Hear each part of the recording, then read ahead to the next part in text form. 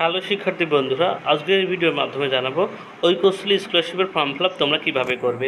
ঐকশ্রী স্কলারশিপের form fill up 2024-25 সেশনে কিন্তু শুরু হয়ে গেছে, অর্থাৎ ফ্রেশ রেজিস্ট্রেশন কিন্তু শুরু হয়ে গেছে। এই স্কলারশিপটা দেওয়া শুধুমাত্র সংখ্যালঘু অর্থাৎ মাইনরিটি স্টুডেন্টের জন্য, এটা কিন্তু সবার জন্য নয়, ঠিক আছে। এখানে তোমরা দেখতে পাবে স্টুডেন্ট এরিয়ায় যদি আমি ক্লিক করি, স্টুডেন্ট এরিয়া ক্লিক করার সাথে সাথে আমরা দেখতে পাচ্ছ ফ্রেশ রেজিস্ট্রেশন 2024-25, ঠিক আছে। এইখান থেকে ক্লিক করে যারা নতুন একদম তারা কিন্তু এখান থেকে আবেদন করতে পারবে। এখানে রিনিউয়ালের অপশনও আছে, তবে এখন থেকে কিন্তু রিনিউয়াল করা কিন্তু স্কুল থেকেই তোমাদের কিন্তু করে দেবে, ঠিক আছে। তোমাদের কিন্তু নিজেরা করতে হবে না, অটোমেটিক তোমাদের রিনিউয়াল স্কুল থেকে করে দেবে, তাহলে তোমরা নিজেরাও করতে পারবে, ঠিক আছে। এই ফ্রেশ রেজিস্ট্রেশন করতে হলে তোমাদের কিন্তু এখানে যে ফ্রেশ অর্থাৎ নতুনরা কিন্তু এখানে দেখতে পাচ্ছ 24-25, এখানে তোমরা ক্লিক করবে। এখানে ক্লিক করার সাথে সাথে তোমাদের কিন্তু আর একটা পেজ ওপেন হয়ে যাবে, দেখতে পাচ্ছ।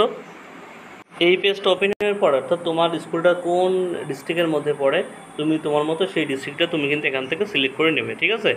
ডিস্ট্রিক্ট সিলেক্ট করার পর তোমাদের কিন্তু এই অপশনটা চলে আসবে। প্রথমে দেখতে পাচ্ছ এখানে বলছে স্থায়ী ঠিকানা অনুযায়ী রাজ্য, অর্থাৎ তোমাদের ওয়েস্ট বেঙ্গলটা তুমি এখানে দিয়ে দেবে।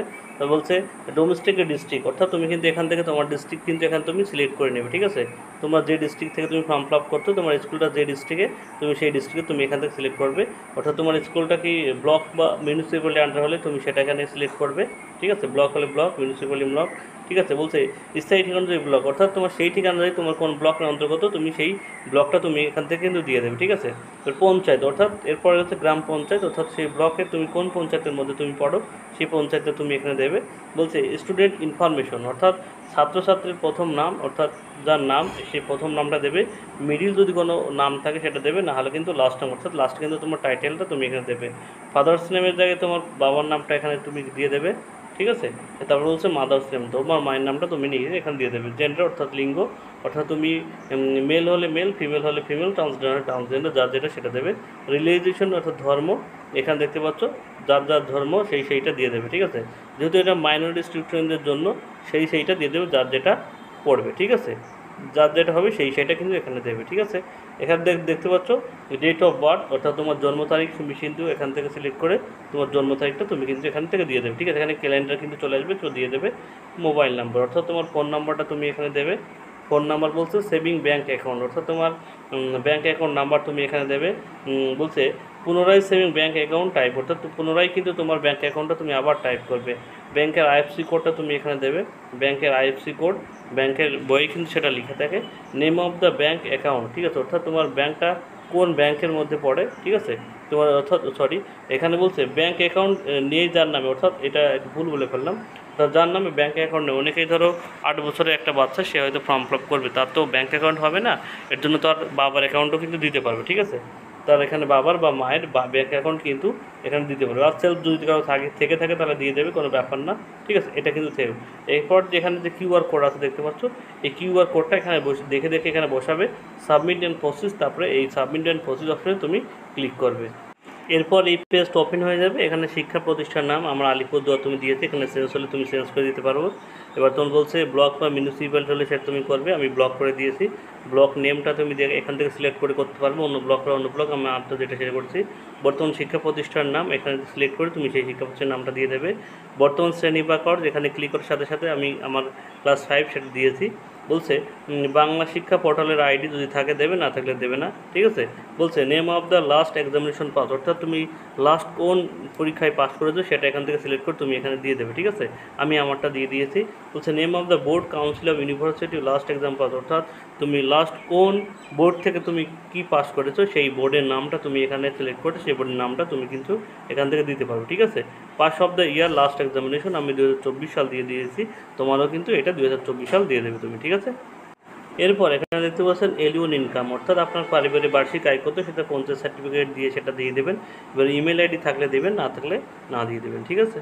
এরপর আপনার পছন্দ মতো একটা পাসওয়ার্ড আপনি এখানে বসাবেন। এবার হচ্ছে পুনরায় কনফার্ম পাসওয়ার্ড আপনি এখানে আবার বসাবেন। এবার সাবমিট অ্যান্ড প্রসিড অপশানে এরপর আপনি ক্লিক করবেন।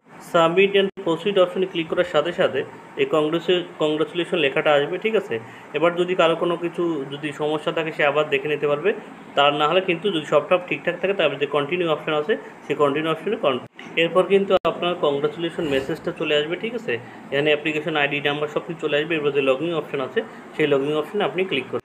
লগইন করার জন্য আপনার অ্যাপ্লিকেশন আইডিটা কিন্তু এখানে প্রথমে দিতে হবে, ইউজার নেমটা, ঠিক আছে। এরপর আপনি পাসওয়ার্ডটা দিয়ে দেবেন। আপনি যে পাসওয়ার্ডটা দিয়েছেন একাডেমি স্পোর্ট দেবেন। এবারে আপনার ডিস্ট্রিক্টটা সিলেক্ট করবেন। এখানে যে ক্যাপচার কোড আছে ক্যাপচার কোডটা দেওয়ার পর এখানে কিন্তু আপনি এই লগইন অপশনে ক্লিক করে আপনি কিন্তু লগইন করে নেবেন, ঠিক আছে। এরপর আপনার মোবাইলে একটা ওটিপি চলে আসবে। সেই ওটিপিটা কিন্তু আপনি এখানে বসিয়ে দিয়ে তারপর কিন্তু এখানে সাবমিট বাটনে আপনি ক্লিক করবেন, ঠিক আছে। সাবমিট করার পর স্কলারশিপের কিন্তু ড্যাশবোর্ড চলে আসবে। এরপর বেসিক ইনফরমেশনে ক্লিক করে কিন্তু আপনাকে কিছু বেসিক ইনফরমেশন আপনাকে দিতে হবে, ঠিক আছে। তারপর বেসিক ইনফরমেশন এখানে আপনাকে দেখতে পাচ্ছেন, এখানে যে মেরিট অপশনটা আছে এখানে আনমিট করে দেবেন এবং আপনার গার্জিয়ান নামটা এখানে বসিয়ে দেবেন। এরপর আপনার পার্মানেন্ট অ্যাকাউন্টের পার্মানেন্ট অ্যাড্রেস ডিটেলস কিন্তু এখানে দিতে হবে। আপনি কিন্তু আপনার যে পার্মানেন্ট অ্যাড্রেস আপনি বসবাস করেন সেই পার্মানেন্ট অ্যাড্রেসগুলো কিন্তু এখানে দিয়ে দেবেন, ঠিক আছে। অর্থাৎ আপনার গ্রামের নাম, পোস্ট অফিসের নাম, আপনার ব্লকের নাম, পার্মানেন্ট অ্যাড্রেসটা আপনি এখানে সব কিছু ঠিকঠাক দিয়ে আপনার পার্মানেন্ট অ্যাড্রেস এবং বর্তমান অ্যাড্রেস যদি একই থাকে তাহলে সেম অ্যাজ যে অপশনটা আছে এটা আপনি ক্লিক করবেন। এগুলো কিন্তু অটোমেটিক ফিল আপ হয়ে যাবে, ঠিক আছে।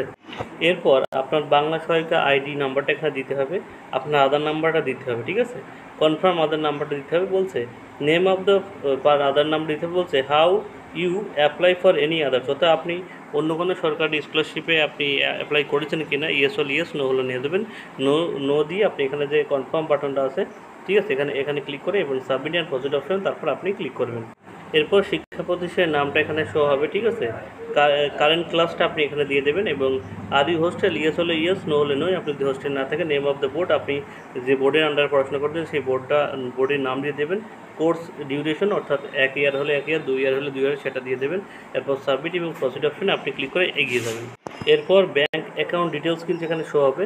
আপনি এটা কিন্তু চেঞ্জ করতে পারবেন না। এখানে ক্লিক করে আপনি কিন্তু সাবমিট অ্যান্ড প্রসিড অপশনে ক্লিক করে আপনি কিন্তু আবার এগিয়ে যাবেন। এরপর কিন্তু আপনার যে অ্যাপ্লিকেশনটা করলেন তার কিন্তু একটা ভিউ আপনার সামনে শো হবে। আপনার যদি কোথাও ভুল হয়ে থাকে আপনি সেটা কিন্তু চেঞ্জ করতে পারবেন কিছু অপশন না হলে, ঠিক আছে। যদি ভুল হয়ে থাকে সেটা চেঞ্জ করবেন, তার না হলে আপনি স্ক্রল ডাউন করে নিচের দিকে আসার পর দেখতে পাচ্ছেন ভেরিফাই অ্যান্ড লক অ্যাপ্লিকেশন, এখানে ক্লিক করবেন। এটা ক্লিক করার সাথে সাথে কিন্তু আপনার অ্যাপ্লিকেশন প্রসেসটা কমপ্লিট হয়ে যাবে। এর কিন্তু একটা কপি আপনি কম্পিউটার প্রিন্ট বের করে নেবেন, একটা স্কুলে জমা দেবেন, আপনার কাছে রেখে দেবেন। পাসওয়ার্ডটা অবশ্যই আপনি লিখে রাখবেন, কারণ আপনি যখন রিনিউয়াল করবেন তখন কিন্তু আপনার কাজে লাগবে। এইভাবেই কিন্তু ঐক্যশ্রী স্কলারশিপের আবেদন আপনি করতে পারবেন, ঠিক আছে। ভিডিওটি ভালো লাগলে অবশ্যই একটা লাইক কমেন্ট শেয়ার করুন। সবাইকে ধন্যবাদ।